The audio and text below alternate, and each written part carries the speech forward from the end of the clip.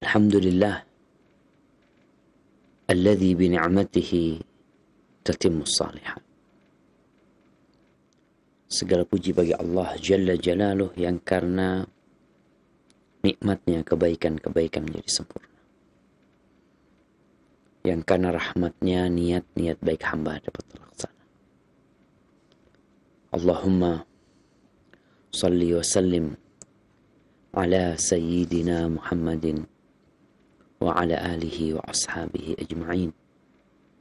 Ya Allah, semoga salat dan salam senantiasa Engkau curahkan untuk hamba kekasih-Mu, untuk baginda Nabi kita Muhammad alaihi salatu wassalam, yang kita mengaku sebagai umatnya. Kita menyatakan sebagai pengikut Rasulullah sallallahu alaihi wasallam. Konsekuensi orang yang mengatakan wa asyhadu anna Muhammad Rasulullah sallallahu alaihi wasallam, dia harus percaya dengan segala informasi yang disampaikan oleh Nabi. Pasti benar. Bagaimana tidak benar? Wa ma yantiqu 'anil hawa in huwa illa wahyu yuha. Beliau tidaklah menyampaikan, berkata dari nafsu beliau, dari hawa keinginan beliau, melainkan yang disampaikanlah wahyu yang diwahyukan kepada beliau. Yang kedua, sebagai konsekuensi kita bersyahadat bahwa Muhammad Rasulullah sallallahu alaihi wasallam adalah mentaati perintahnya, menjauhi larangannya, dan tidak beribadah kecuali dengan syariatnya. Jangan pakai syariatnya nabi-nabi yang lain, apalagi syariat bikinan manusia-manusia. Semoga salawat itu bersambung untuk keluarga beliau, untuk istri-istri beliau, untuk putra-putri beliau, dan untuk seluruh sahabat Nabi. Semoga Allah Jalla Jalaluh meridai kita bersama mereka. Amma ba'd, jamaah rahimakumullah, pemirsa Roja TV dan pendengar radio Roja dimanapun antum berada. Semoga senantiasa dalam lindungan Allah. Malam ini kita akan melanjutkan pembahasan dari kitab Al-Adabul Mufrad yang berkaitan dengan da'awatun Nabi sallallahu alaihi wasallam. Doa-doa yang dipanjatkan oleh Nabi alaihi salatu wassalam. Di hadis nomor 691, Al-Imam Bukhari mengatakan, haddatsana Musaddad wa Khalifah. Lihat nih, dua gurunya Imam Bukhari meriwayatkan hadis ini dari dua guru. Qala, kedua guru itu berkata, haddatsana Bishr ibn al-Mufaddal, telah mengajarkan kepada kami Bishr ibn Mufaddal. Dia berkata, haddatsana al-Jurairi, telah mengajarkan kepada kami Jurairi, an Abil Ward, dari Abul Ward. Abul Ward ini namanya disebutkan Ibn Thumamah Ibn Hazm. Dia meriwayatkan dari Abu Muhammad Al-Hadrami, an Abi Ayyub Al-Ansari, dari sahabat Nabi yang bernama Abu Ayyub Al-Ansari. Masih ingatkah kita dengan sahabat ini? Sahabat yang memiliki kenangan indah tatkala Rasulullah sallallahu alaihi wasallam hijrah ke kota Madinah. Beliau singgah di Kuba.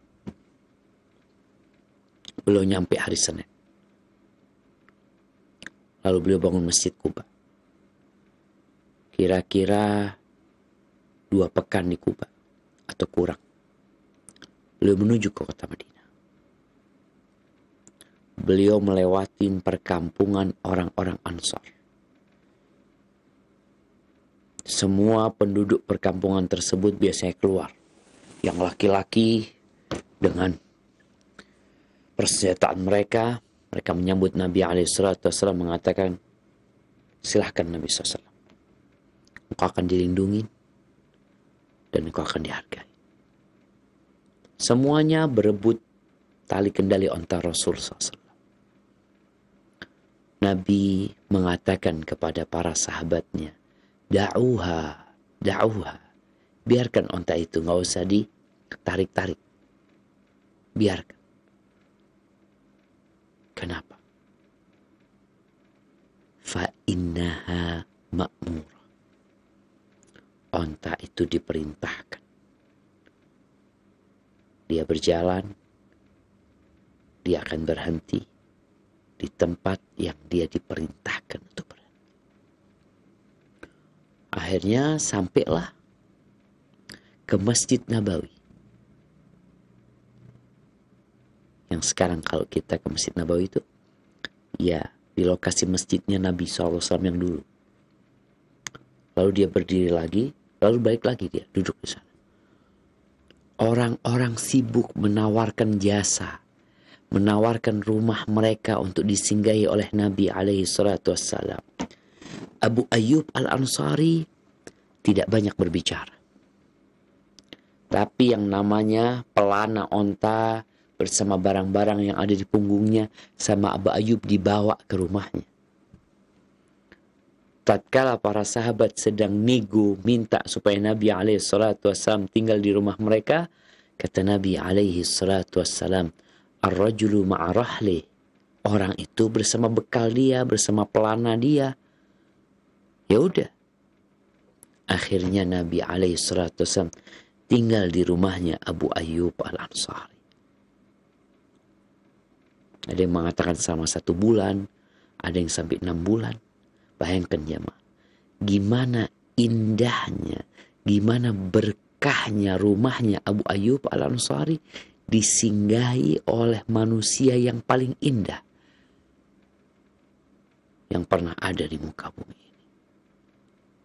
Kalau rumah kita disinggahin oleh syekh, oleh seorang alim ulama, orang soleh akan bahagia sekali.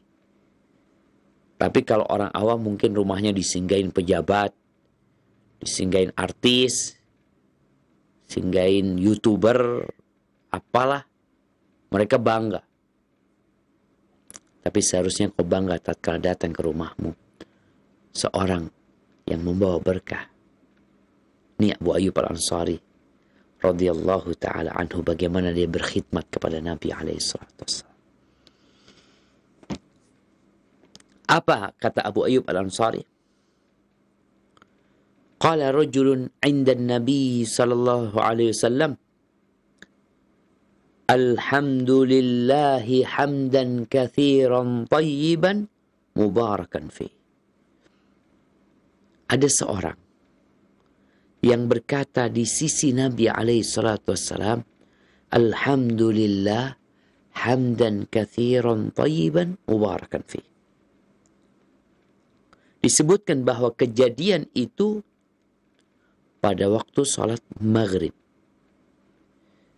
Jadi ada sahabat yang bernama Rifa'ah ibn Rafi Az-Zuraqi, salah satu sahabat yang ikut hadir pada waktu perang Badar, perang Uhud, perang Khandaq, peperangan bersama Nabi SAW, dia selalu hadir. Dia lagi sholat maghrib di belakang Nabi SAW, Nabi yang jadi imam di Masjid Nabawi. Ketika Nabi SAW mengangkat kepalanya i'tidal dari ruku, dan beliau mengatakan Sami Allahu liman hamidah, Allah mendengar orang yang memujinya. Qala, ketika itu Rifa'ah mengatakan Rabbana walakal hamdu, atau alhamdulillahi hamdan katsiran tayyiban mubarakan fi, atau Rabbana walakal hamdu hamdan katsiran tayyiban mubarakan fi. Segala puji bagi Allah yang banyak, yang baik. Disebutkan pujian yang baik itu pujian yang tidak ada riak di dalamnya.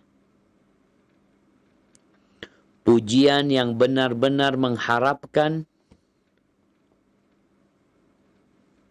diterima pujian tersebut oleh Allah Azza wa Jalla. Kita ini kadang-kala ketika memuji Allah di awal ceramah atau ketika doa, ya pujiannya indah sekali. Ingat, pujianmu harus thayyib. Di sini sahabat ini mengatakan hamdan katsiran. Pujian yang banyak. Seperti apa? Ya banyak. Benar-benar memuji Allah dengan pujian yang banyak. Thayyiban, yang ikhlas, yang tidak ada unsur mengharapkan balasan dari manusia. Mubarakan fi, berkah, pujian yang tumbuh terus berkembang.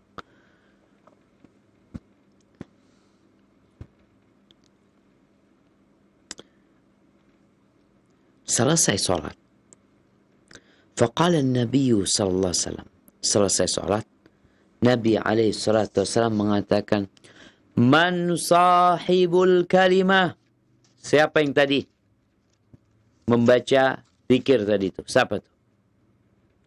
Yang mengatakan Rabbana walakal hamdu hamdan katsiran thayyiban mubarakan fih. Fasakat, diam semua sahabat. Rifa'ah diam. Sahabat yang lain juga nggak tahu siapa yang ngomong tadi. Para ulama menyimpulkan dari hadis ini, bolehnya seorang membaca zikir dengan keras ketika sholat, asalkan tidak mengganggu orang lain. Karena sahabat ini membaca zikir dia dengan suara lantang sampai Rasulullah SAW yang menjadi imam mendengarnya. Berarti keras suara dia. Terus ketika Nabi SAW bertanya siapa yang membaca, nggak ada yang jawab. Rifa'ah juga nggak jawab. Bisa jadi yang lainnya sedang fokus konsentrasi beribadah sehingga memang nggak peduli dengan ucapan orang yang berucap sesuatu. Atau Rifa'ah berada di soft belakang, di pojokan, di mana, sehingga yang lainnya pada nggak tahu siapa yang mengatakan itu. Rifa'ah takut, jemaah. Takut dia telah melakukan sesuatu yang terlarang. Maka dia diam. Wara'a annahu hajama minan nabi sallallahu alaihi wasallam ala syai'in karihahu. Karena dia spontanitas mengatakan itu, dia takut membuat Nabi terganggu dengan ucapan dia. Faqala manhu, siapa orangnya?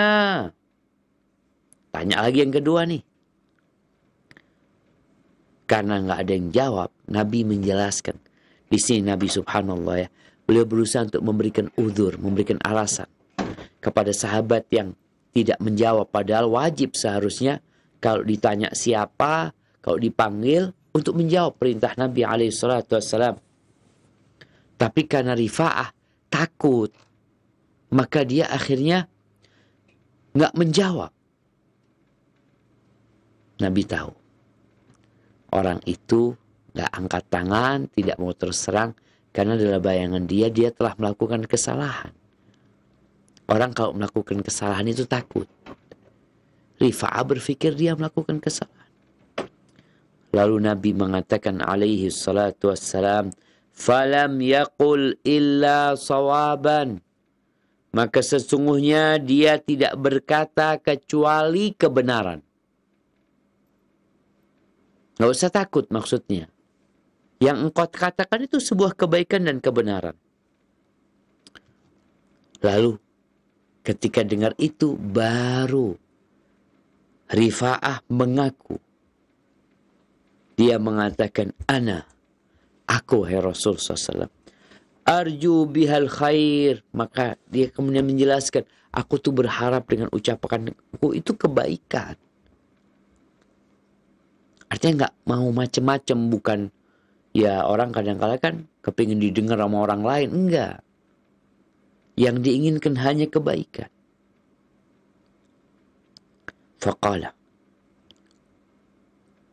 Lalu Nabi SAW mengatakan, Walladhi nafsi biyadihi ra'aitu 13 malakan yabtadiruna ayyuhum yarfa'uha ila Allah Azza wa Jalla. Demi Allah yang jiwaku berada di tangannya, aku melihat 13 malaikat. Dalam riwayat yang lebih sahih dikatakan bid'atan wa thalathuna malak. 30 lebih malaikat. Di sini sebutin 13. Di riwayat lain dikatakan 30 lebih malaikat. Yabtadiruna, mereka bersegera untuk mengambil kalimat tersebut, mau diangkat kepada Allah Azza wa Jalla. Yabtadiruna ayyuhum yarfa'uha ila Allah Azza wa Jalla. Bayangkan malaikat berebut untuk mengangkat zikir ini.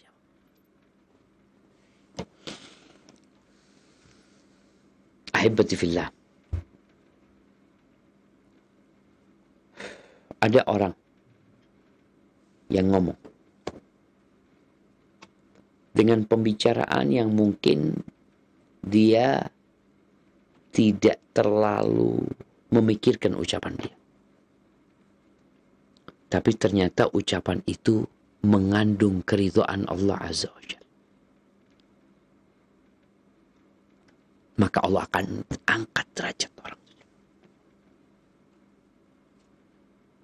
Namun ada manusia yang ucapannya mengandung kemurkaan Allah, tapi dia tidak peduli.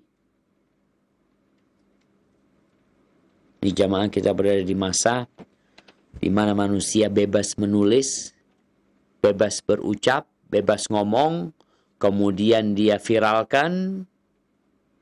Kalau sebelumnya berkaitan dengan musola yang terkena dampak vandalisme dari seorang muslim, ngakunya umur 18 tahun, beberapa waktu hari ini atau kemarin ada lagi yang dia menjelek-jelekan masjid. Ada orang yang berkata dengan semua ucapan min sakhatillah, ucapan itu mengandung kemurkaan Allah. La yulqi biha balan. Dia nggak peduli dengan ucapannya, dia anggap ucapan itu biasa. Yahwi biha fi nari jahannam sab'ina kharifan. Gara-gara ucapan satu kalimat dia itu, dia akan terjun bebas di neraka jahannam selama 70 tahun. Gara-gara satu ucapan. Salah ucap, neraka tempatnya. Maka Nabi menjelaskan kepada Rifa'ah dan kepada sahabat yang lainnya bahwa aku melihat belasan malaikat atau 13 malaikat atau 30 lebih malaikat yang mereka berlomba-lomba bersegera untuk mengangkat amalan itu kepada Allah Azza wa Jalla. Karena mereka tahu bobot dari amalan ini, dari zikir ini. Dari sini kita dapat melihat bahwasanya zikir yang mufrad, zikir yang hanya mengatakan subhanallah atau alhamdulillah, alhamdulillah, alhamdulillah, alhamdulillah, baik. Khususnya dibaca di momentum yang memang disyariatkan untuk membaca. Tapi zikir yang mengandung makna yang hebat, yang luas, maka lebih mulia. Makanya masih ingat bagaimana ketika Nabi SAW melihat istrinya, Juwairiyah. Sebelum Nabi berangkat ke masjid, dia sudah duduk berzikir. Nabi pulang dari masjid di waktu duha, ngelihat Juwairiyah masih berzikir. Lalu Nabi SAW mengatakan, laqad qultu ba'daki 4 kalimat, 3 mirarin. Aku telah mengatakan setelah pergi tadi, meninggalkan rumah ini, aku mengatakan 3 kali, 4 kalimat yang aku baca. Dibaca 3 kali. Subhanallah bihamdihi adada khalqihi wa ridha nafsihi wa zinata arshihi wa midada kalimat. Ini pujian. Maka dibaca 3 kali itu. Kalau ditimbang dengan amalan Juwairiyah berzikir dari sebelum Nabi berangkat sampai Nabi pulang, pasti lebih baik zikir Nabi SAW. Maka ini zikir benar-benar yang perlu kita hafal, jemaah. Memuji Allah Azza wa Jal dengan segala kenikmatan yang Allah berikan. Malaikat berebut untuk mengangkatnya. Barakallahu fikum. Baik, kita masuk ke hadis nomor 692. Ana izin minum dulu. Bismillah.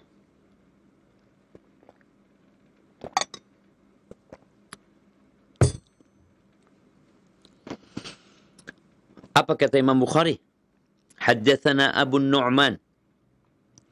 Qala haddatsana Sa'id. Telah mengajarkan kepada kami Abu Nu'man. Dia berkata telah mengajarkan kepada kami Sa'id ibn Zaid. Dia berkata haddatsana Abdul Aziz ibn Suhaib. Dia berkata haddatsani Anas. Ini riwayat Anas bin Malik radhiyallahu anhu. Qala, apa kata Anas? Kana an-nabiy sallallahu alaihi wasallam idza arada an yadkhul al-khala' qala Allahumma inni a'udzu bika minal khubuthi wal khaba'ith atau minal khubuthi wal khaba'ith. Anas mengatakan Nabi SAW apabila beliau masuk ke khala'. Khala' ini tempat untuk buang hajat kita. Beliau mengatakan Allahumma inni a'udzubika minal khubuthi wal khaba'ith. Ada riwayat lain yang mengatakan beliau mengatakan bismillah lalu baru berdoa. Allahumma inni a'udzubika minal khubuthi wal khaba'ith. Ya Allah, aku berlindung kepadamu dari khubuth. Khubuth itu setan-setan laki-laki. Wal khaba'ith, setan-setan perempuan. Bisa jadi khubuth, bukan khubuth. Nggak pakai dhamma baknya tapi pakai sukun. Artinya perkara-perkara yang buruk, yang menjijikkan. Wal khaba'ith sama ucapan-ucapan dan amalan-amalan seperti itu. Ahibati fillah. Ana ingin mengajak antum merenungkan keindahan Islam. Kita sebagai muslim tuh bangga jadi muslim. Kalau ada orang tanya sama antum, muslim? Naam. I am muslim. Dari penampilannya udah tahu tuh orang kalau antum muslim. Kenapa kita bangga? Syariat kita ini nggak perlu disembunyikan. Nggak ada ajaran Nabi Muhammad alaihi salatu wassalam yang perlu dirahasiakan. Nggak ada. Ceritakan semua isi Al-Quran Al-Karim. Mau tahu Nabi SAW? Ya, kita kasih tahu nih Nabi kita. Istrinya berapa? Bangga. Nabi kita istrinya 9. Beliau meninggal dunia istrinya 9. Ya. Kau bangga? Nah. Beliau mengajarkan semua kebaikan buat kita. Semuanya. Sampai tatkala engkau masuk ke toilet, itu diajarin.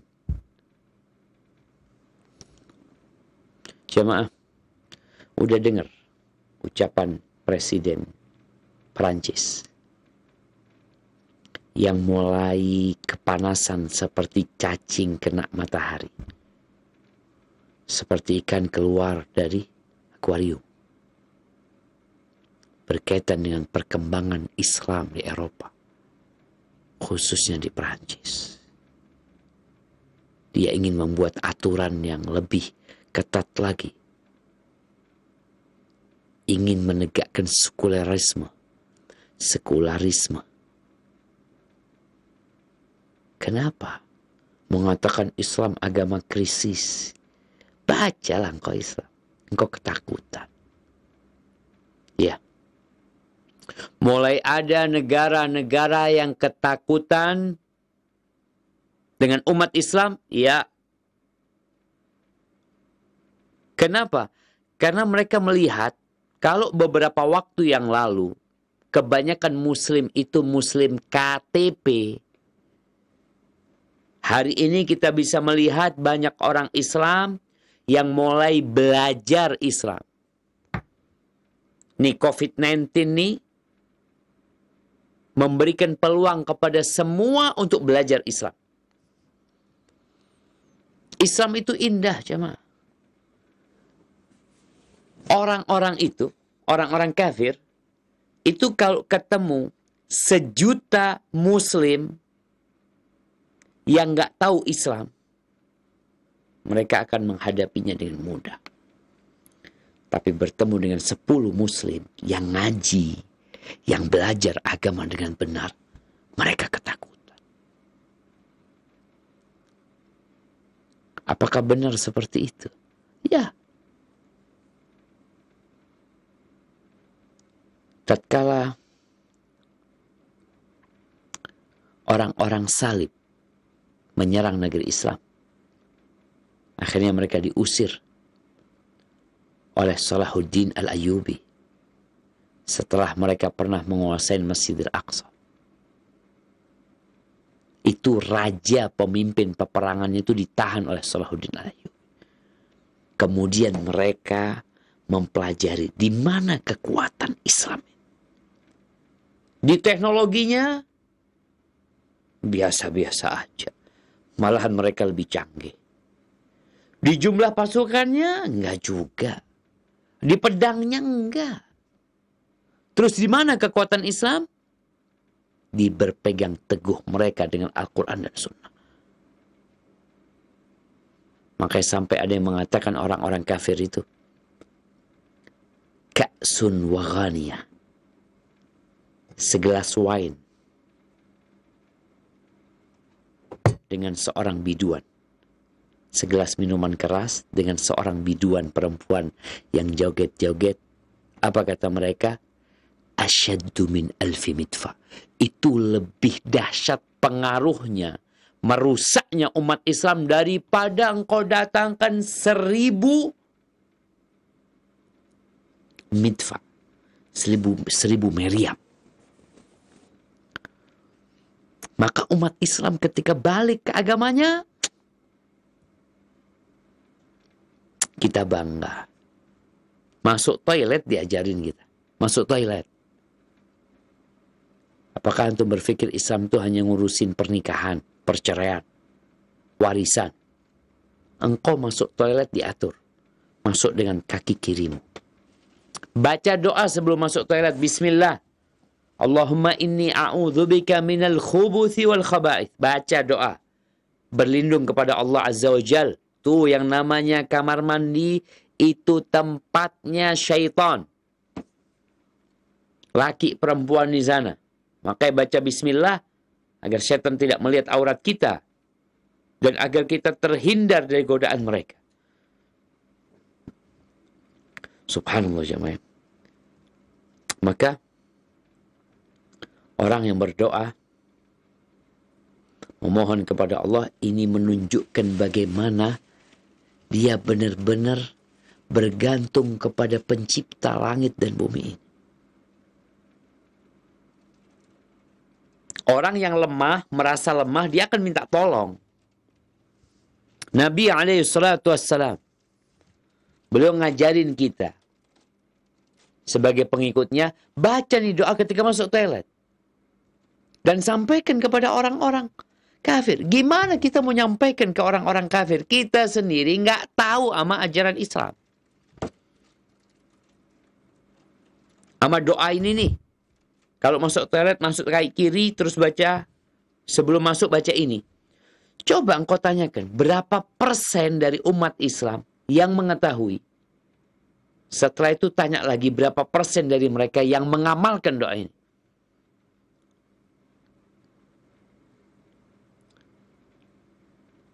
Maka nggak ada alasan lagi untuk tidak belajar. Engkau duduk di rumahmu bersama bantal, duduk di sofa sambil makan popcorn, minum anu, bisa menuntut ilmu agama. Bisa.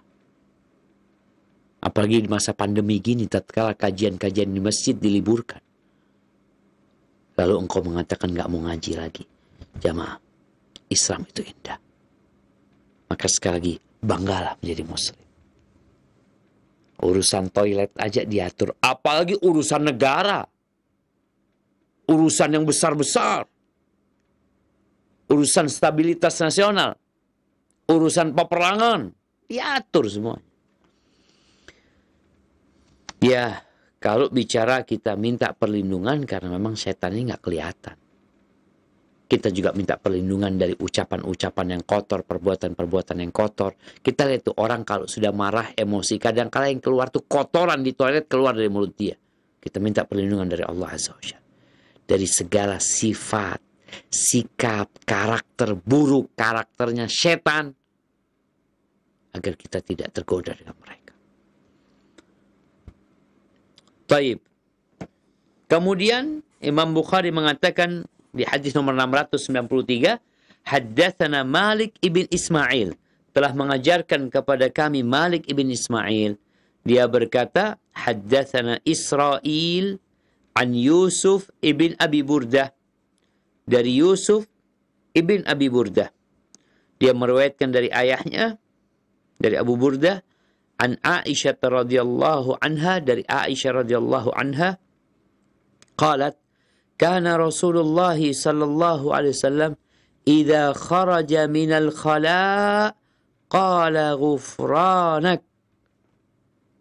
Kalau tadi Nabi masuk ke toilet, masuk ke tempat buang hajat, beliau mengatakan bismillah, Allahumma inni a'udzubika minal khubuthi wal khaba'ith. Ketika keluar dari toilet, apa yang dikerjakan? Baca doa lagi. Keluar dengan kaki kanan. Lalu beliau mengatakan, ghufranak. Ya Allah, ampuni ya Allah. Ampunanmu ya Allah. Kenapa Nabi alaihi salatu wassalam memohon ampun? Keluar dari toilet, beliau memohon ampun.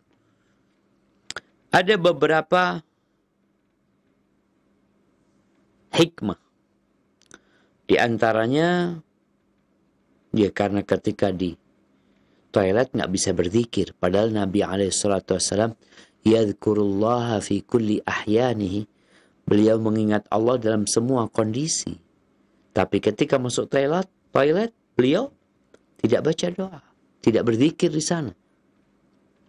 Kemudian juga itu tuh. Engkau bisa buang kotoran. Itu nikmat. Nikmat. Nikmat besar, nikmat kecil, nikmat besar. Apa yang akan terjadi dengan dirimu? Tatkala engkau bisa makan, tapi tidak bisa membuang. Di sini kita kurang bersyukur sama Allah Azza wa Jalla. COVID-19 membuat ekonomi porak-poranda. Membuat kesehatan, ya, jadi susah.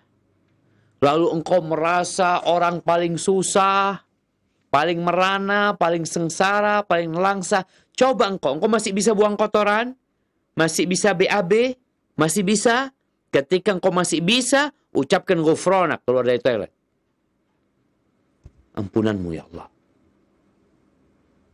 Itu aja kita belum bisa mensyukurinya. Apalagi nikmat Allah yang lain. Engkau bisa BAB itu nikmat. Ada beberapa riwayat doa yang mungkin dulu waktu anak SD kita menghafal tuh. Apa doanya? Alhamdulillahilladzi adhaba 'annil adha wa 'afani. Alhamdulillahilladzi adhaba 'annil adha wa 'afani. Segala puji bagi Allah yang telah mengusir dariku penyakit dan memberikan keselamatan buat aku. Hadis ini diriwayatkan oleh Anas bin Malik dari riwayat Ibnu Majah rahimahullahu ta'ala, namun hadis ini dhaif, lemah secara sanad.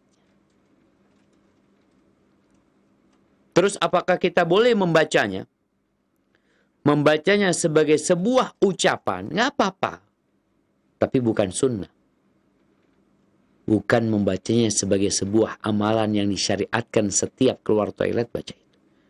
Tapi sebagai ucapan yang baik, boleh aja dibaca. Karena memang artinya segala puji bagi Allah yang telah menghilangkan dari aku penyakit dan memberikan kesembuhan kepada aku. Ini Syekh bin Baz rahimahullahu ta'ala, ketika beliau ditanya,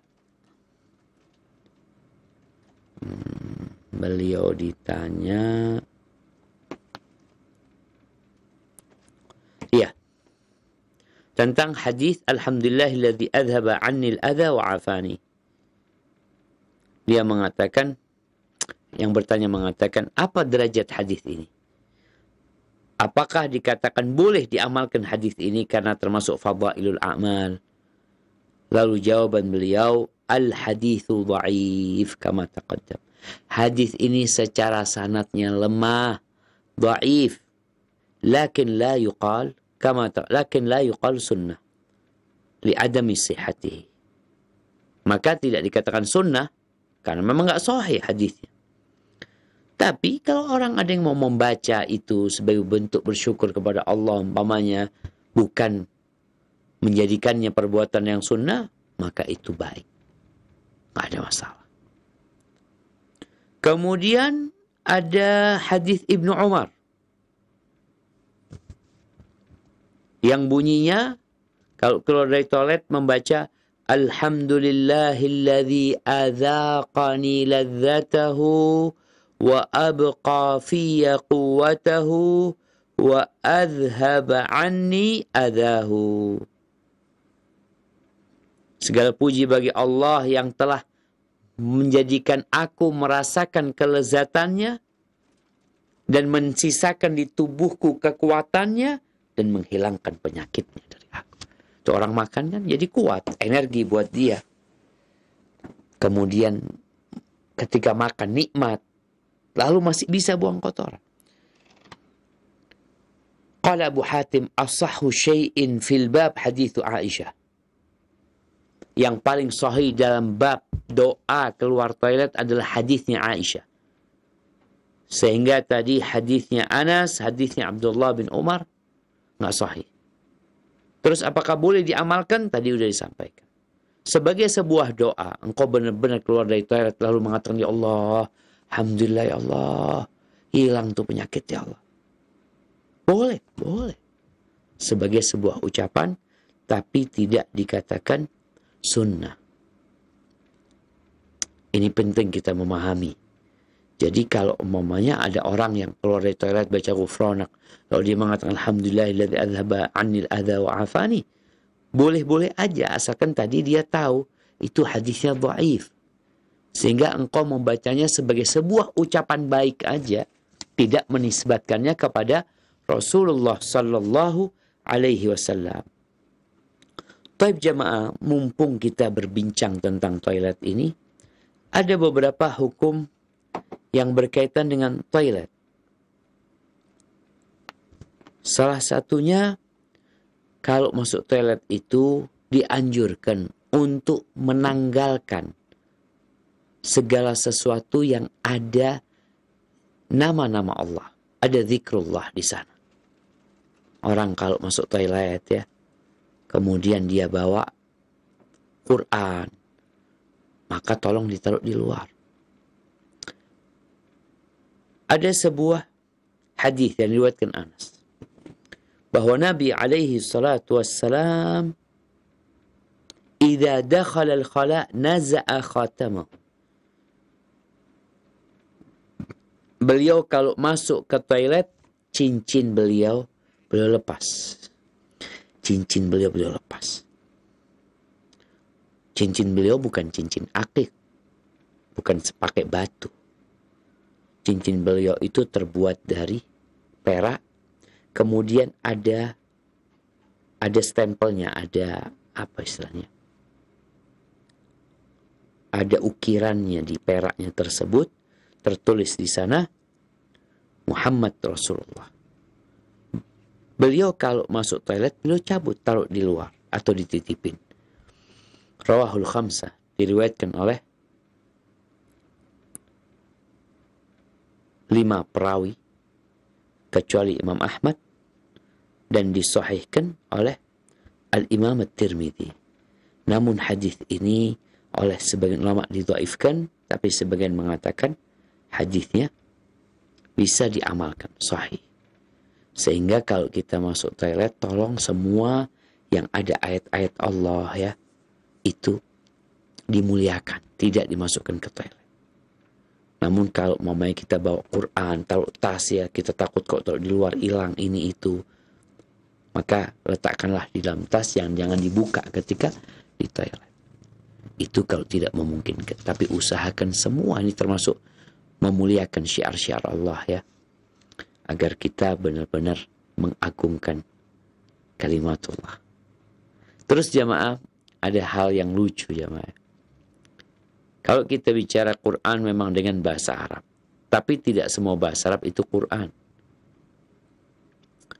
Kadang-kala di toilet kita, kalau kita masuk ke toilet di Arab, di toilet itu di dalamnya kadang-kala ada tulisan Arab yang isinya adalah pengumuman. Orang berpikir ini gimana, ini ada ayat-ayat Allah. Bukan, itu hanya pengumuman. Di beberapa daerah itu ada orang yang kencing sembarangan. Akhirnya di tempat kencing sembarangan tuh ditulisin bahasa Arab, yang artinya dilarang kencing di sini, tapi pakai bahasa Arab. Itu orang nggak ada yang kencing di sana. Dia lihat tulisan itu, ya Allah, dia menghormatin bahasa Arab. Seharusnya Muslim menghormatin bahasa Arab yang memang bahasa Al-Quranul Karim. Tapi bagaimana dia menghormatinya? Dengan mempelajarinya dan menggunakan bahasa tersebut. Baik, kemudian hadis yang selanjutnya, Al-Imam Bukhari mengatakan haddatsana Ibrahim ibn al-Mundhir. Qala haddatsana Bakar ibn Salim as-Sawwaf.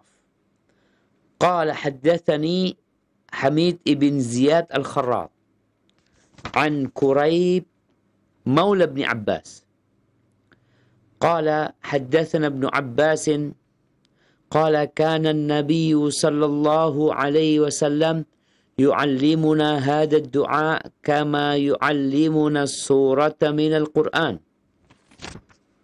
Hadis nomor 694 ini, Imam Bukhari mengatakan telah mengajarkan kepada kami Ibrahim ibn Mundhir. Dia berkata telah mengajarkan kepada kami Bakar ibn Salim as-Sawwaf. Dia berkata telah mengajarkan kepadaku Humaid ibn Ziyad al-Kharrat dari Quraib, mantan budaknya Ibnu Abbas. Qala, dia berkata, haddatsana Ibnu Abbas radhiyallahu anhuma, telah mengajarkan kepada kami Ibnu Abbas radhiyallahu anhuma. Apa katanya?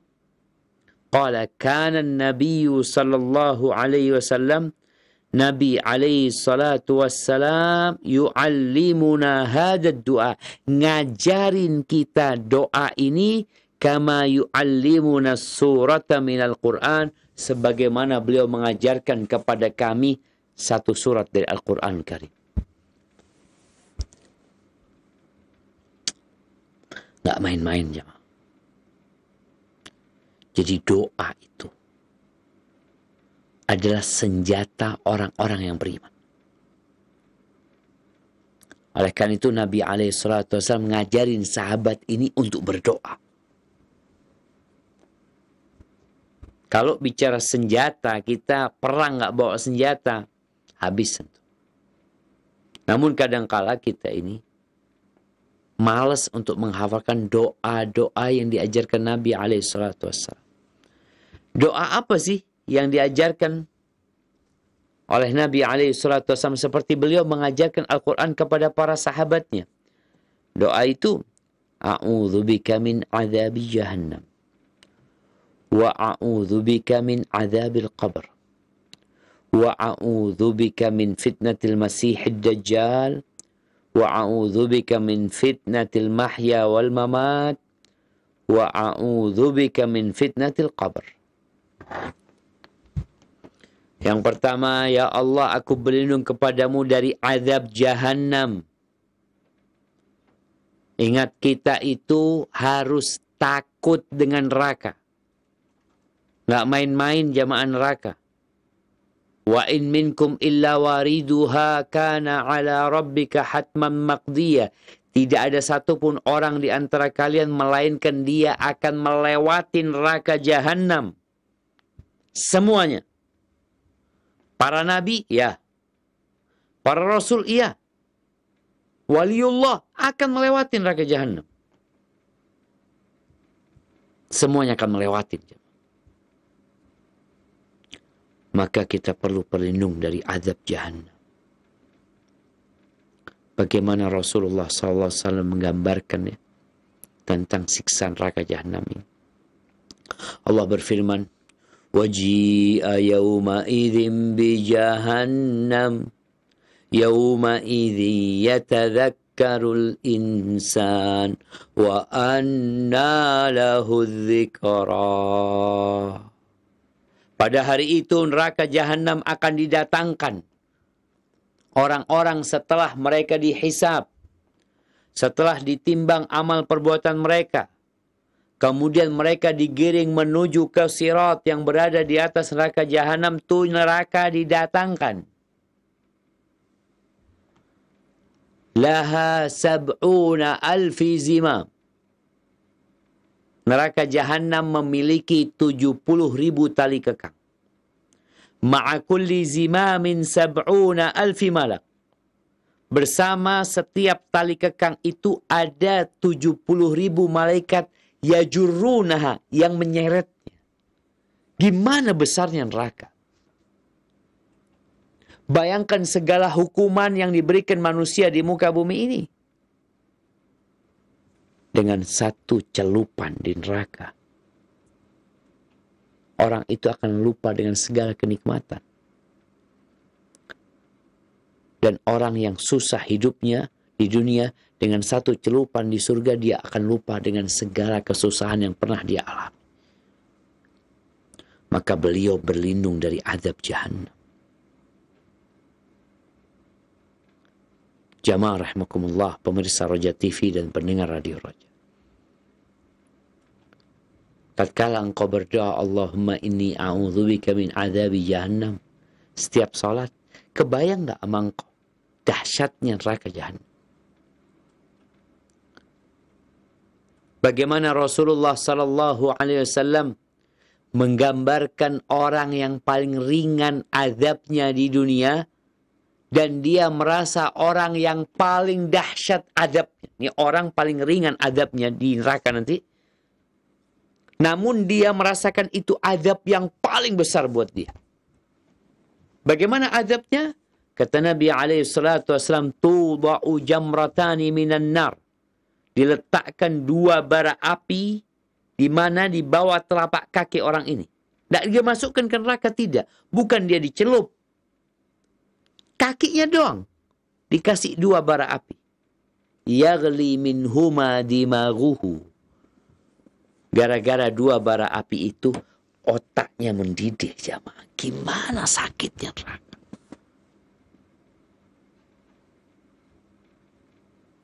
Api di dunia ini yang kita lihat, yang membakar hutan California, yang membakar hutan di Sumatera, yang membakar rumah-rumah sehingga hangus semua itu rumah. Api dunia yang kemarin membakar kantor jaksa, atau mana aja lah yang bakar di rumah kita, itu hanya satu bagian dari 69 bagian neraka jahanam. Para sahabat ketika mendengarkan hadis itu, ya Rasulullah, kalau api neraka nanti di akhirat itu seperti api dunia, itu sudah cukup menyiksa. Dimana kalau dilipat gandakan menjadi 69 kali. Maka kalau engkau berdoa, jangan lupa baca doa Nabi SAW. Berlindung dari azab jahannam. Wa a'udzubika min azabil qabr. Ya Allah, aku berlindung kepadamu dari azab kubur. Tatkala orang di penjara di dunia ini, ada penjara itu yang sendirian. Tapi dia masih bisa bernafas, masih dikasih makan, masih nikmat. Bukan dipukulin sampai mati, enggak. Sedangkan kita akan masuk ke kuburan. Kita tahu dengan dahsyatnya azab kubur. Bagaimana orang itu diazab, disiksa gara-gara tidak membersihkan kencingnya.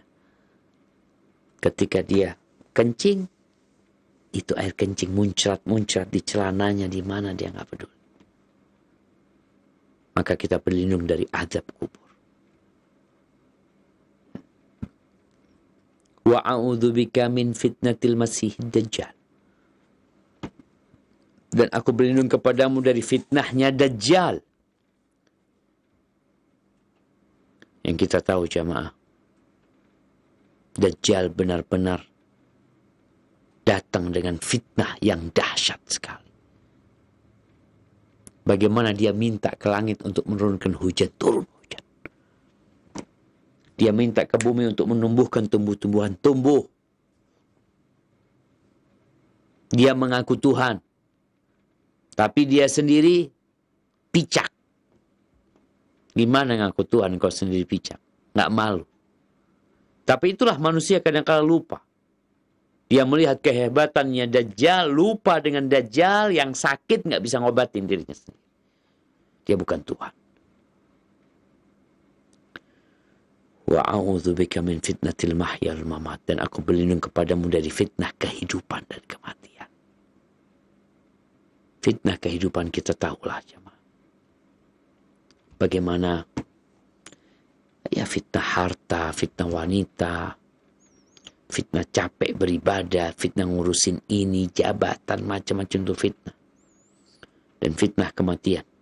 Tatkala sakaratul maut, kita meminta kepada Allah agar kita husnul khatimah.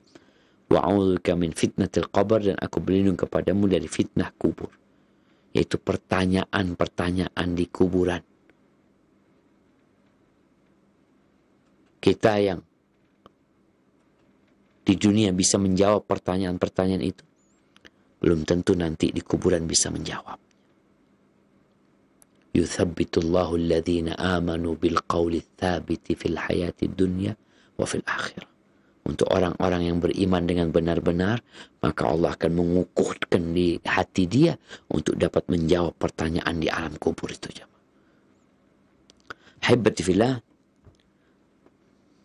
mungkin itu yang bisa kita bahas pada kesempatan kali ini. Karena hadis yang selanjutnya cukup panjang. InsyaAllah kita lanjutkan pada perjumpaan yang akan datang. Ana kembalikan kepada teman-teman di studio Roja Pusat. Tafadhal. Barakallahu fikum. Jazakallahu khairan, kami sampaikan kepada Ustaz Dr. Syafiq bin Riza Basalamah MA Hafizahullah Ta'ala yang telah membimbing kita dalam pembahasan kitab Al-Adabul Mufrad karya Al-Imam Al-Bukhari rahimahullahu ta'ala. Dan kami ucapkan jazakumullah untuk tim dari studio mini di STDI Imam Syafi'i di Jember, Jawa Timur. Baiklah para pemirsa Roja TV dan pendengar Radio Roja dimanapun Anda berada, untuk selanjutnya kami undang Anda untuk memasuki sesi tanya jawab. Baik, untuk kesempatan pertama kita akan coba angkat pertanyaan melalui pesan singkat. Penanya dari Ummu Kharis di Aceh. Pertanyaannya, Ustadz, anak saya wafat di usia hampir 15 tahun. Dia belum punya banyak amalan karena baru baligh. Ya Ustadz, apakah dia termasuk tabungan untuk orang tuanya di surga? Dan apa doa yang harus saya amalkan untuk membantunya? Jazakallahu khairan. Mohon penjelasannya Ustadz. Barakallahu fikum. Naam jamaah. Kalau bicara anak yang sudah balik, apakah akan menjadi tabungan buat orang tuanya di surga? Sedangkan hadis-hadis yang berbincang tentang anak-anak yang akan memberikan syafaat kepada orang tuanya adalah anak-anak yang belum balik. Di sini memang terjadi khilaf di antara para ulama.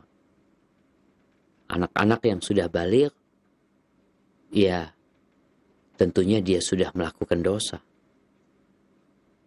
Tapi sebelum balik, kata Nabi SAW, rufi'al qalam an thalath. Pena malaikat itu diangkat dari 3 orang. Anil majnun hatta yafiq. Dari orang gila sampai dia sadar. Wa anin naim hatta yastayqid. Diangkat dari orang yang tidur sampai dia bangun. Wa anis sabi hatta yahtalim. Diangkat dari bayi, dari anak-anak sampai dia balik. Maka di sini sebagian ulama tidak memasukkan dia sebagai tabungan. Walaupun sejatinya tetap orang tua akan mendapatkan pahala kesabaran dia ditinggal mati oleh anaknya. Apalagi tatkala anaknya itu mulai belajar agama, mulai melakukan hafal Quran, macam-macam lah yang menyebabkan orang tuanya bersedih. Terus apa yang perlu dilakukan oleh orang tua buat anaknya yang sudah meninggal dunia? Ya, doakan dia. Semoga Allah menyayanginya, merahmatinya, mengampuni dosa-dosanya, mengangkat derajatnya di tempat yang tinggi. Ini yang bisa dilakukan oleh orang tua. Atau dia bisa sodakohkan baju-baju dia kepada fakir miskin. Buku-buku dia, apa yang dia miliki, berikan kepada orang-orang supaya anak itu tetap mendapatkan pahala darinya ketika diniatkan untuk anak tersebut. Boleh orang tua mengumrohkannya, boleh. Bersedekah atas nama dia boleh, mengumrohkannya boleh. Dan yang terpenting dari semua itu, orang tua harus menerima takdir Allah SWT supaya jadi pahala anaknya. Para ulama menyebutkan bahwasanya semua putri Nabi SAW, putri Nabi itu ada yang mati kecil, putra putri Nabi. Ada yang mati dewasa. Yang mati dewasa, Ruqayyah, Ummu Kulthum, Zainab, ya, mereka udah nikah kemudian meninggal dunia. Apakah Nabi dapat pahala? Dapat. Jadi semua putri Nabi SAW itu ada di pahala atau ada di catatan kebaikan Nabi SAW. Karena mereka musibah buat Nabi. Kematian mereka musibah buat Nabi SAW. Kecuali Fatimah. Yang Nabi Muhammad SAW berada dalam catatan kebaikan Fatimah. Karena Nabi meninggal terlebih dahulu sebelum Fatimah radhiyallahu ta'ala anha.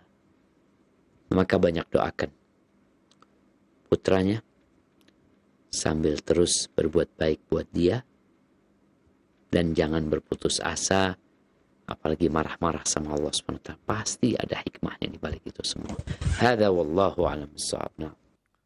Jazakallahu khairan Ustaz atas penjelasannya, dan untuk berikutnya kami persilahkan bagi Anda pemirsa Roja TV dan pendengar Radio Roja untuk ikut berpartisipasi melalui line telepon. Ya, kami persilahkan. Iya. Assalamualaikum. Waalaikumsalam warahmatullahi wabarakatuh. Dari siapa, di mana Bapak? Ini Pak Mohtar di Riau. Baik, silahkan Pak Mohtar.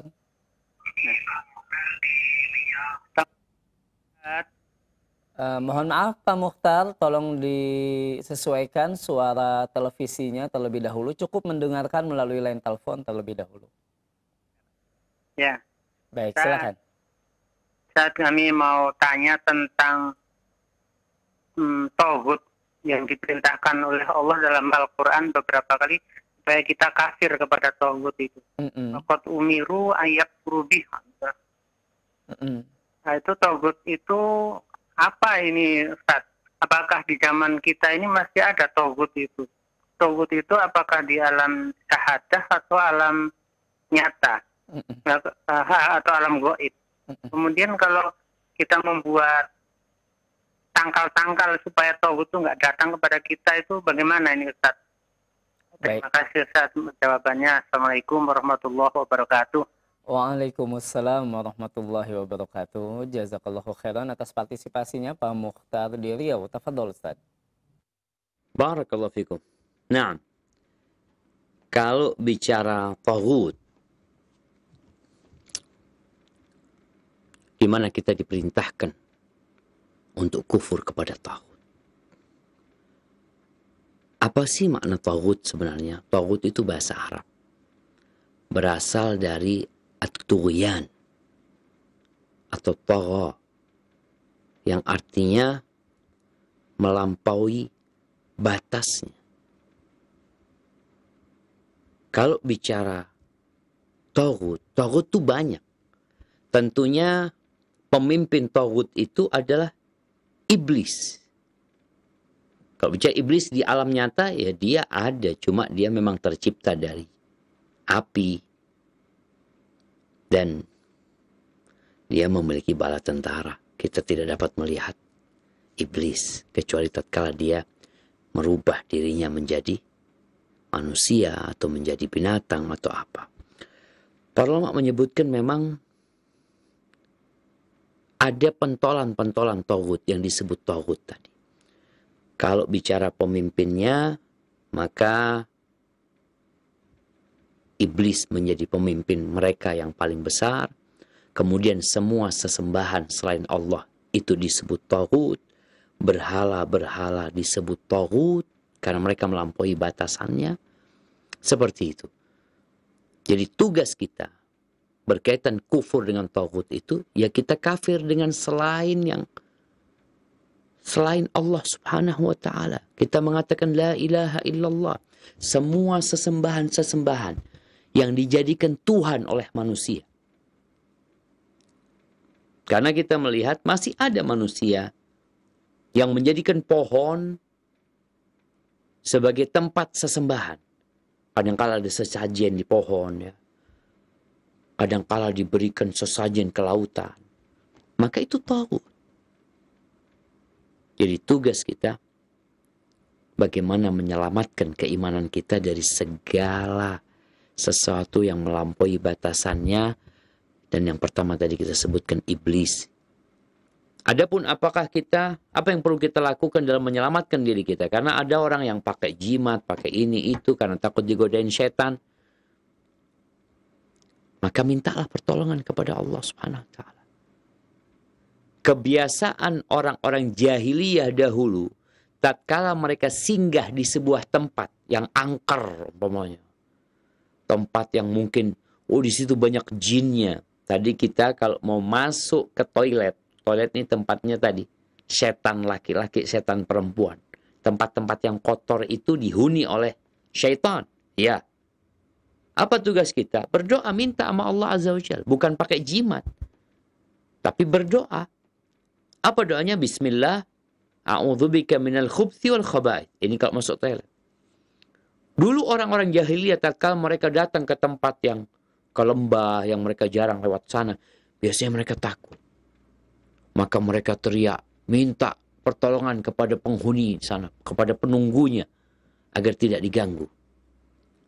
Allah mengatakan, wa annahu kana rijalun minal insi ya'udzuuna birijalin minal jinni fazaduhum rahaqa. Sesungguhnya kata Allah, ada lelaki-lelaki dari kalangan manusia yang minta perlindungan kepada jin. Maka jin itu membuat manusia semakin ketakutan. Apa yang dilakukan Muslim? Ketika dia lewatin tempat-tempat yang mungkin hatinya nggak nyaman, ya dia minta perlindungan sama Allah, membaca a'udzu bikalimatillahi tammati min syarri ma khalaq.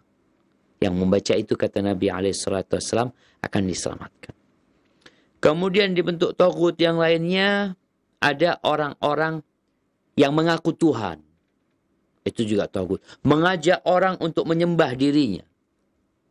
Itu masuk taghut. Taghut juga orang yang mengaku tahu dengan yang gaib. Dia tahu dengan apa yang akan terjadi. Ada taghut. Tinggalkan, jangan datang ke orang seperti itu. Kita ini kadang-kadang ingin tahu dengan yang gaib.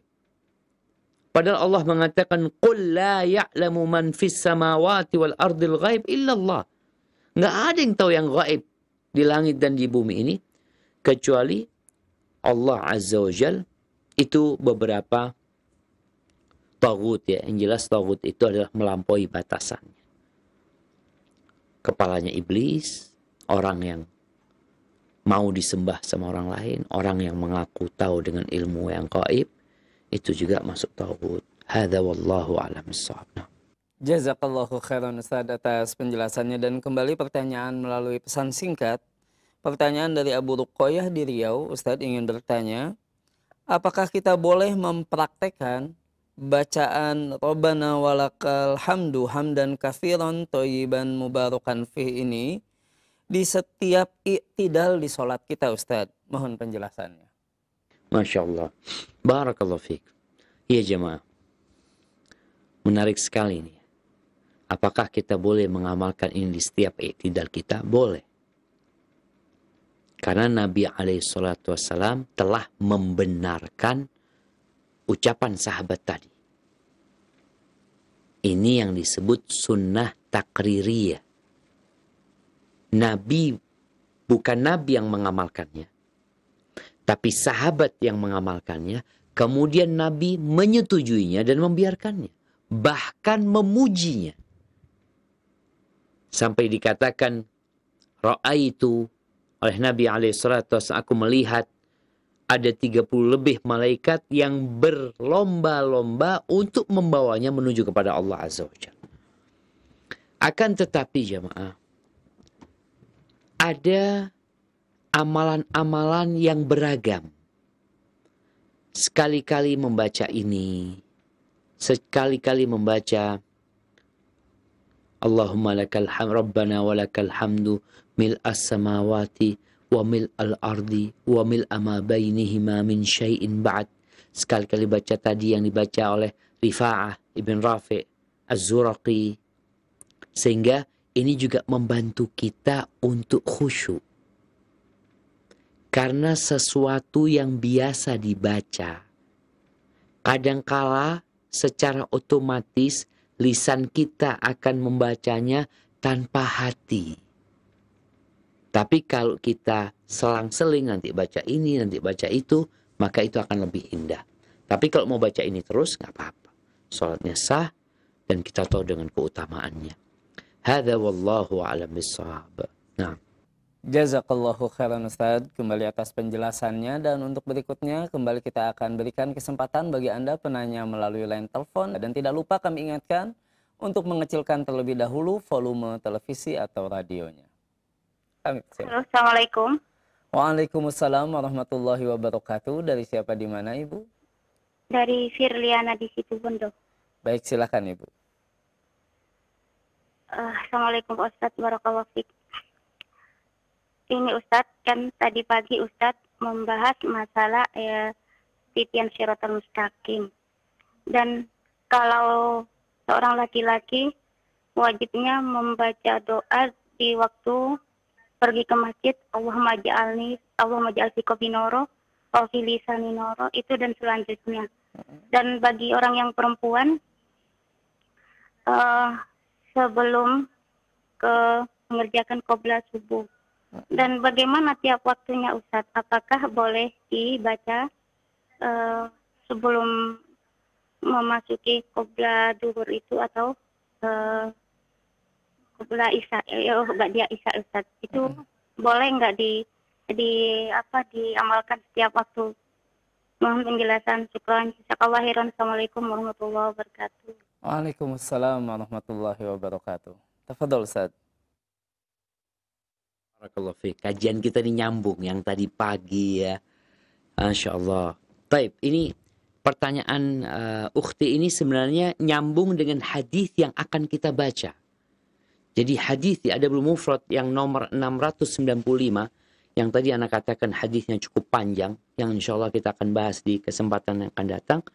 Memang di sini disebutkan bahwa Nabi alaihi salatu wassalam ketika beliau sholat malam, di antara doa yang beliau baca selesai sholat ya, ketika beliau ke masjid, mau ke masjid atau beliau di rumahnya, beliau itu membaca Allahumma ij'al fi qalbi nura. Ya Allah, jadikan di hatiku cahaya. Wa fi sam'i nura. Di pendengaranku cahaya. Wa fi basari nura. Di penglihatanku cahaya. Di kananku cahaya, di kiriku cahaya, di atasku cahaya, di bawahku cahaya, depanku cahaya, belakangku cahaya. Wa a'zim li nura.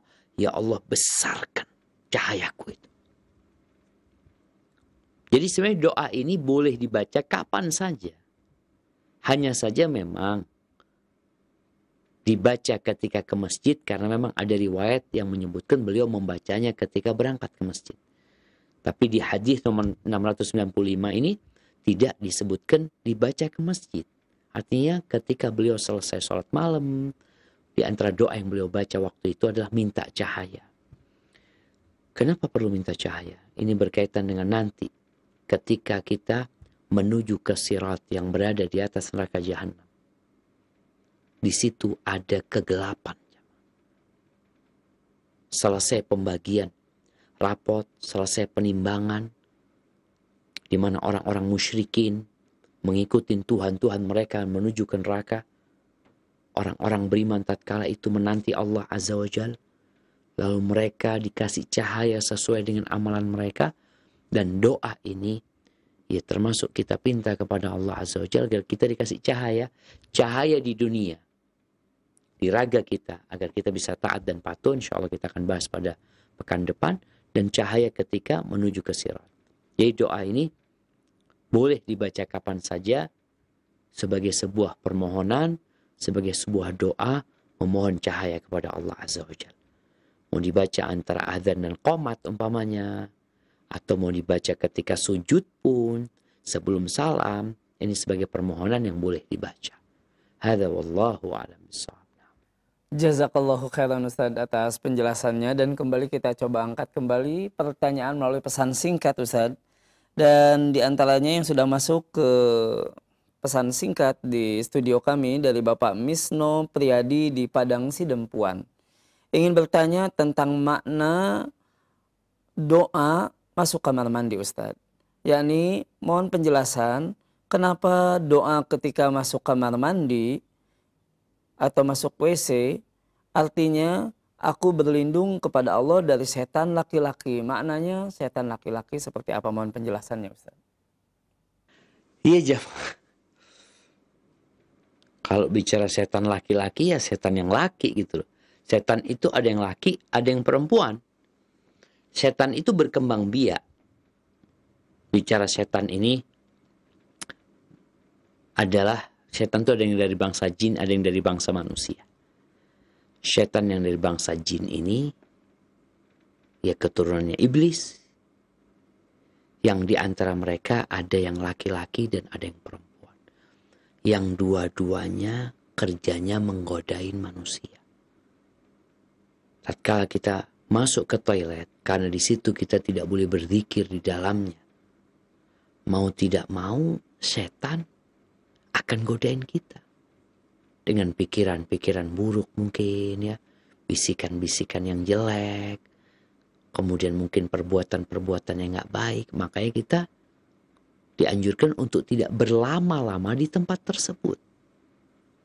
Jadi kalau bicara bagaimana setan laki, ya jantan dia gitu.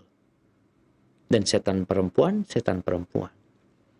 Karena tadi disebutkan bahwasanya toilet ini tempat kotoran, tempat najis di sana, dan di situ setan itu tinggal. Hadza wallahu a'lam bishawab. Semoga jawaban Anda sesuai dengan pertanyaannya ya. Hadza wallahu a'lam bishawab. Jazakallahu khairan Ustaz. Dan berikutnya kami persilahkan penanya melalui line telepon. Iya.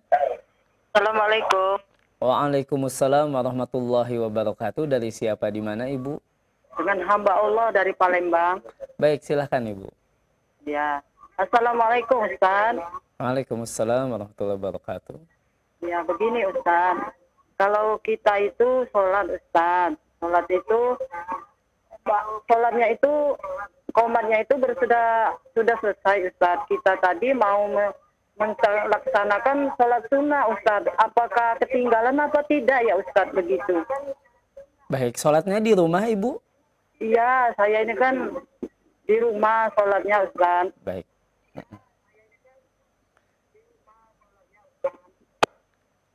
Baik, jazakillahu khairan untuk Ibu penanya di Palembang. Tafadhol Ustaz. Nah, Masya Allah. Ya jemaah, ini pertanyaan berkaitan dengan sholat sunnah. Sholat qobliyah. Ada juga, nyambung aja pertanyaannya. Ada yang bertanya juga tentang doa di antara azan dan qomat. Apakah waktu berdoa itu berakhir dengan qomat? Iya, kalau bagi yang di masjid berakhir dengan qomat. Tapi bagaimana dengan wanita yang di rumahnya? Yang dia tidak sholat berjamaah di masjid. Sedangkan azan itu macam-macam. Azan kampung sebelah, azan sana. Dia itu kalau mau berdoa yang mustajab itu sampai komatnya mana? Komatnya yang dekat atau yang jauh atau yang mana? Padahal dia nggak sholat di masjid. Wallahu a'lam bishawab. Sebagian mengatakan ikut komat terdekat. Sebagian mengatakan teruslah berdoa dia selama masih ada waktu untuk berdoa sampai dia melaksanakan sholat wajib tersebut. Karena dianjurkan juga buat perempuan yang sholat di rumahnya untuk iqamah juga dia ketika dia mau sholat wajib nantinya. Adapun berkaitan dengan sholat sunnah, apakah sholat sunnah qobliyah itu berakhir dengan komat di masjid? Karena ada hadis yang mengatakan idza uqimatis shalah fala salata illa al-maktubah. Apabila komat dikomandangkan, nggak ada lagi sholat sunnah. Yang ada sholat wajib itu. Ini hadis untuk yang di masjid. Tapi untuk yang di rumah, batasan waktu sholat qobliyah dia adalah dengan dia melaksanakan sholat zuhur tersebut umpamanya. Selama dia belum melaksanakan sholat zuhur, umpamanya dia sholat zuhurnya jam 1, adhannya jam 12. Masjid udah bubar tuh jam 12, setengah 1 udah habis. Dia baru sholat jam 1. Apakah dia boleh sholat qobliyah pada waktu itu? Boleh. Jadi batasannya adalah sampai engkau melaksanakan sholat wajib tersebut. Hadza wallahu a'lam bishawab.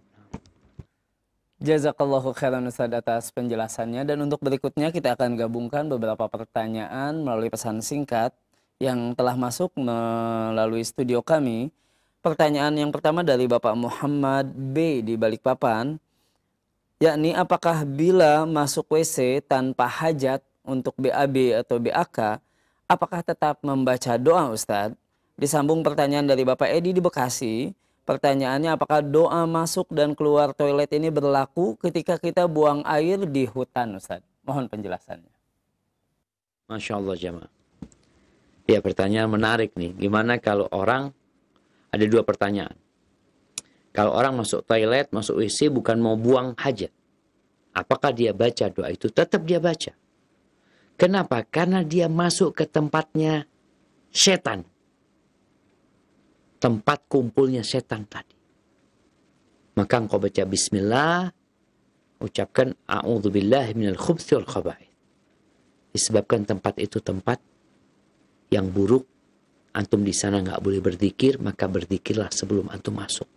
Supaya diselamatkan sama Allah Subhanahu wa ta'ala. Walaupun memang yang lebih utama kalau memang antum mau buang hajat, gimana kalau mau ke toilet mau bersih-bersih ya, kadang kala mau nyikat ini itu, apakah baca juga? Wallahu a'lam bishawab. Sesungguhnya doa itu doa yang baik. Selama engkau mau masuk ke toilet, bacalah itu. Bagaimana kalau buang hajatnya di hutan, di lapangan, umpamanya di padang pasir ya. Dulu sebelum di kota Madinah itu ada toilet di rumah-rumah, Rasulullah SAW, istri-istri Nabi itu buang hajatnya di luar. Jadi kapan membacanya sekarang? Kalau mamanya, ya sebelum engkau membuka celanamu, bacalah doa itu terlebih dahulu. Kalau memang nggak ada tempat khususnya gitu.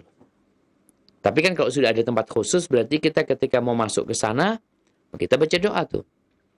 Tapi tatkala dia nggak ada tempat khusus, ya tempat terbuka, sebelum engkau membuka celanamu, bacalah doa itu terlebih dahulu. Jadi kalau bicara buang hajat di hutan, di padang rumput, padang pasir, dulu Nabi SAW sebelum adanya toilet-toilet di rumah itu melakukan itu ya. Tapi usahakan di tempat yang tidak dilihat orang. Karena kadang-kala kita ngelihat ya, di Indonesia ini pinggir jalan orang buang hajat, auratnya kelihatan. Tolong masuklah sedikit tempat yang agak tertutup ya.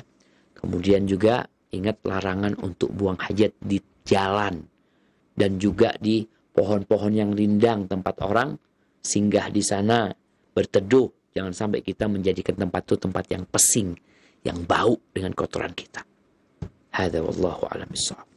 Jazakallahu khairan Ustaz atas penjelasannya. Dan untuk berikutnya kami persilahkan kembali penanya melalui line telepon. Kami persilahkan. Iya. Assalamualaikum warahmatullahi wabarakatuh. Waalaikumsalam warahmatullahi wabarakatuh. Dari siapa di mana Bapak? Suhendi dari Palembang, Pak. Masih dari Palembang. Silakan Bapak. Ya. Itu kan profesi saya itu berjualan sama anak saya, Pak. Jadi kalau pas waktunya sholat tuh saya duluan ke masjid. Sementara anak saya itu suruh tinggal dulu di tempat jualan. Nah, apakah saya itu bersalah gitu ya, untuk gantian melaksanakan panggilan Allah itu? Apa saya berdosa enggak itu nyuruh anak saya belakangan, saya duluan gitu, Pak. Anaknya laki-laki Bapak? Iya, laki-laki, Pak. Baik. Sudah balik juga? Ya. Sudah balik, Pak. Sudah Baik. keluar SMA ya. Baik. Ya, jazakallahu khairan, Pak. Wa jazakallahu khairan. Wabarakatuh. Waalaikumsalam warahmatullahi wabarakatuh. Tafadhol Ustaz. Ya, barakallahu fiik. Subhanallah ya. Makasih pertanyaan yang menunjukkan kepada keimanan.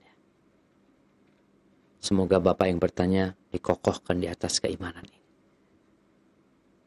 Allah tatkala menyebutkan tentang pedagang, tentang orang-orang sukses, bisnismen. Apa kata Allah? Rijalun la tulhihim tijaratun wala bay'un an dzikrillah wa iqamis salah wa ita'iz zakah yakhafuna yawman tataqallabu fihi al-qulub wal absar. Mereka adalah orang-orang yang tidak terlalaikan dengan bisnis mereka, dengan perniagaan mereka dari mengingat Allah, dari mendirikan salat, dari menunaikan zakat. Mereka takut dengan hari di mana mata akan bergejolak, pada waktu itu akan bolak-balik ketakutan, takut dengan hari kiamat. Maka jangan sampai perdagangan kita membuat kita lupa dari mengingat Allah Subhanahu wa taala. Bagaimana sekarang dengan pertanyaan Bapak tadi? Tatkala dagangan itu bisa ditinggal, maka ditinggal sholat bareng berjamaah di masjid. Tapi kalau nggak bisa, karena memang kondisi ya, artinya kalau bisa kita punya toko, kita tutup, kita berangkat ke masjid. Nggak usah kebayang nanti gimana kalau ada pelanggan yang akhirnya ngelihat tokonya tutup, dia pindah ke sebelah. Jangan takut rezeki itu tidak tertukar. Semoga dengan berangkatnya bapak sama anak ke masjid beribadah, pulang Allah kasih rezeki lebih buat mereka. Dan kalau bisa dikasih tulisan di tokonya pada waktu mau berangkat ke masjid, kasih sedang menghadap Allah Subhanahu wa taala. Biar mereka tahu, biar yang lainnya juga sadar. Kita ini makhluk Allah. Bapak jadi memberikan contoh kepada pedagang-pedagang yang lainnya. Agar mereka juga melaksanakan sholat tatkala adzan dikumandangkan. Tapi ada kondisi yang tidak mungkin ditinggalkan umpamanya. Seperti tempat-tempat kaki lima ya, yang mungkin mau ditutup memang nggak ada, cuma mereka yang nungguin di sana, nggak ada tutupnya. Kalau toko kan bisa ditutup. Tempat-tempat yang memang tadi nggak bisa ditinggalkan, bisa bergantian, insya Allah nggak masalah. Usahakan juga nanti anaknya ketika ke masjid mencari jamaah, walaupun jamaah yang terlambat, mami dia sholat berjamaah di sana. Hadza wallahu a'lam bishawab. Jazakallahu khairan Ustaz atas penjelasannya. Dan untuk berikutnya kita akan angkat pertanyaan terakhir Ustaz di kesempatan malam hari ini. Pertanyaan dari Dr. Jis dan Bambang yang ingin bertanya, Ustaz, sebagai dokter bedah, ternyata tidak mudah menjaga sholat tepat waktu, apalagi selalu ke masjid. Bukan perkara yang mudah dan itu bahkan sesuatu yang sangat mewah bagi saya.